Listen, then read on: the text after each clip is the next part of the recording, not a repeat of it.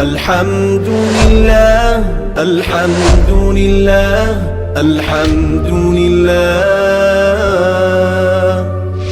الحمد لله الحمد لله الحمد لله الحمد لله.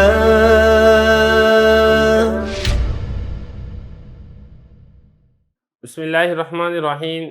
علم الصیغہ کے مقدمہ کے سبق نمبر 2 میں خوش آمدید.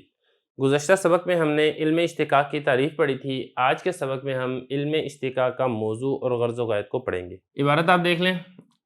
موضوع مفردات کلام العربی من حیث الاصالۃ والفرعیۃ فی الجوہر. یہ عبارت میں نے پڑھ دی ہے جو کہ عربی کے اندر اس کی تعریف ہے موضوع کی.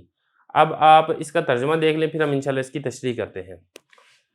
کلام عرب کے مفردات اصل اور فرع ہونے کی حیثیت سے جوہر میں، یہ اس کا ترجمہ ہے، لیکن اس کی وضاحت بڑی ضروری ہے کہ اس کا مطلب کیا ہے جس سے ہمیں یہ والی بات سمجھ میں آ جائے گی. تو سب سے پہلی بات تو یہ ہے مفردات و کلام العرب، یہ جو عربی کے الفاظ ہیں، کلام عرب سے مراد ہے عربی کے الفاظ. مفردات سے مراد ہے مفرد الفاظ، نہ کہ مرکب الفاظ. الفاظ کی دو قسمیں ہیں، ایک لفظ مفرد ہوتا ہے، دوسرا لفظ مرکب ہوتا ہے. مفرد اکیلے لفظ کو کہتے ہیں اور مرکب دو یا دو سے زیادہ لفظوں کو ملا کر جو کلام بنایا جاتا ہے، جو جملہ بنایا جاتا ہے، اس کو مرکب کہا جاتا ہے. تو پہلی بات تو یہ ہے کہ علم اشتقاق میں ہم نے جس لفظ سے بحث کرنی ہے وہ مفرد لفظ ہوگا اور عربی کا لفظ ہوگا. مرکب لفظ سے ہم نے بحث نہیں کرنی. تو اس سے جب مفردات ہم نے کہہ دیے تو اس سے علم نحو نکل گیا، کیونکہ علم نحو کے اندر مفرد بھی ہوتا ہے اور مرکب بھی ہوتا ہے، دونوں سے ہی بحث کی جاتی ہے علم نحو کے اندر. لیکن جو علم اشتقاق ہے اس میں مرکب سے بحث نہیں کی جائے گی، صرف اور صرف مفرد لفظ سے بحث کی جائے گی. اور اگلی بات یہ من حیث الاصالۃ والفرعیۃ، اس میں ایک اور چیز بھی ہے کہ علم نحو کے اندر جو مفرد الفاظ سے بحث کی جاتی ہے یا مرکب الفاظ سے بحث کی جاتی ہے وہ ترکیب میں واقع ہونے کے اعتبار سے بحث کی جاتی ہے کہ کون سا لفظ پہلے آئے گا، کون سا بعد میں آئے گا، اور کس لفظ کے آخر میں کیا اعراب پڑے گا، اور ترکیب کے اندر یہ فاعل واقع ہوگا، مفعول واقع ہوگا. علم نحو کے اندر اس اعتبار سے بحث کی جاتی ہے، جبکہ علم اشتقاق کے اندر ترکیب میں واقع ہونے کے اعتبار سے بحث نہیں کی جاتی، بلکہ علم اشتقاق کے اندر تو بحث کی جاتی ہے من حیث الاصالۃ والفرعیۃ کہ کون سا لفظ اصل ہے اور کون سا لفظ اس کی فرع ہے. اس اعتبار سے علم اشتقاق کے اندر بحث کی جاتی ہے. اسی طرح من حیث الاصالۃ والفرعیۃ کہنے سے علم لغت یہ نکل جائے گا، کیونکہ علم لغت کے اندر بھی مفرد الفاظ سے ہی بحث کی جاتی ہے، کون سا لفظ واحد ہے، کون سا لفظ اس کی جمع ہے. لیکن اس کے اندر جو بحث کی جاتی ہے مفرد الفاظ سے وہ اصل اور فرع ہونے کے اعتبار سے بحث نہیں کی جاتی، بلکہ اس کے اندر جو بحث کی جاتی ہے وہ اس کے جزئی معنی کے اعتبار سے بحث کی جاتی ہے کہ لفظ کی اگر شکل و صورت ایسی ہوگی تو اس کا معنی ایک ہے، اگر اس کی شکل و صورت ایسی ہوگی تو اس کا معنی دو ہیں، اگر اس کی شکل و صورت ایسی ہوگی تو اس کے معنی دو سے زیادہ ہیں، کہ جمع قلت ہے یا جمع کثرت ہے. اس میں اس اعتبار سے بحث کی جاتی ہے علم لغت کے اندر. تو جب ہم نے کہا من حیث الاصالۃ والفرعیۃ، اس سے علم نحو بھی نکل گیا اور اس سے علم لغت بھی خارج ہو جائے گا. یہ جو کہا گیا فی الجوہر، اس جوہر سے مراد کیا ہے؟ دیکھیں اس سے جوہر سے مراد ہے حروف تہجی، الف با تا ثا جیم ہا خا. یہ جو 29 حروف تہجی ہیں، جوہر سے مراد یہ ہیں کہ حروف تہجی کے اعتبار سے کون سا لفظ اصل ہے اور کون سے لفظ اس کی فرع ہے.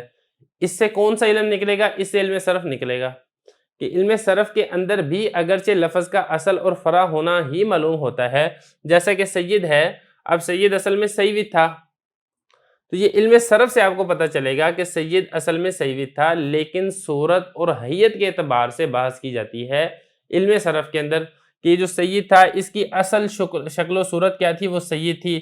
اس کی اصل حیت اور وضع کیا تھی؟ وہ سیود تھی. بعد میں قانون لگ کے پھر یہ سید بن گیا. یہ علم صرف کے اندر سمجھا جاتا ہے. لیکن جو علم اشتقاق ہے اس میں اصل اور فرع ہونے کے اعتبار سے جوہر میں کہ کون سے حروف اصلی ہیں، فا عین لام کلمہ کے مقابلے میں آ رہے ہیں، اور کون سے حروف وہ فا عین لام کلمہ کے مقابلے میں نہیں آ رہے، وہ زائد ہیں. تو اصل کے اعتبار سے فا عین لام کلمہ میں کون سا استعمال ہوگا، کون سا لفظ اصل بنے گا، اور فرع کے اندر فا عین لام کلمہ کون سا آئے گا اور کون سا لفظ اس اصل کی فرع بنے گا، یہ اس علم اشتقاق کے اندر سمجھا جاتا ہے. تو یہاں تک تو ہو گیا علم اشتقاق کا موضوع. اب اس کے بعد ہم پڑھتے ہیں علم اشتقاق کی غرض اور غایت. غرض ہے اس کی تحصیل و ملکت یعرف بها الانتساب علی وجہ الثواب، یہ ہے اس کی غرض، اور غائد اس کی کیا ہے؟ الاحتراز عن الخلل فی الانتساب۔ ترجمہ دیکھ لیں، ایسے ملکے کا حاصل کرنا جس کے ذریعے سے منسوب کرنے کو پہچانا جائے درستگی کے طریقے پر۔ اور غائد کا ترجمہ کیا ہے؟ منسوب کرنے میں خلل سے احتراز یعنی بچنا، منسوب کرنے میں خلل سے بچنا، یہ اس کی غائد ہے۔ آسان مطلب ہے، مشکل نہیں ہے۔ تحصیل ملکتن، اس ملکے کا حاصل کرنا، یعنی جب آپ علم اشتقاق پڑھتے ہیں تو اس سے آپ کے اندر ایک ایسی ایبیلٹی، ایک ایسی صلاحیت اور ایک ایسا ملکہ پیدا ہو جاتا ہے، ڈیولپ ہو جاتا ہے، جس کے ذریعے سے آپ پہچان جاتے ہیں منسوب کرنے کو درستگی کے طریقے پہ، یعنی لفظ دیکھتے ہی آپ کو پہچان ہو جاتی ہے کہ یہ لفظ اصل ہے یا یہ لفظ اس کی فرع ہے۔ تو اس ملکے کا پیدا کرنا، انسان کے اندر اس مہارت کا پیدا کرنا جس کے ذریعے سے اس کو لفظ کو اصل اور فرع کے اندر پہچان کی مہارت حاصل ہو جائے، یہی اس علم کی غرض ہے۔ اور غائد اس کی کیا ہے کہ خلل میں غلطی سے بچنا، یعنی لفظ کو جو آپ نے منسوب کرنا ہے کہ یہ لفظ اصل ہے یا پھر یہ لفظ فرع ہے، فرع ہے تو کون سی فرع ہے، اس منسوب کرنے میں جو آپ نسبت کریں گے اس لفظ کی اصل کی طرف یا فرع کی طرف، اس میں کوئی غلطی نہ آئے، یہی اس علم کا مقصد اور موضوع ہے، یہی اس علم کا مقصد ہے جس کے ذریعے سے انسان غلطی کرنے سے بچ جاتا ہے۔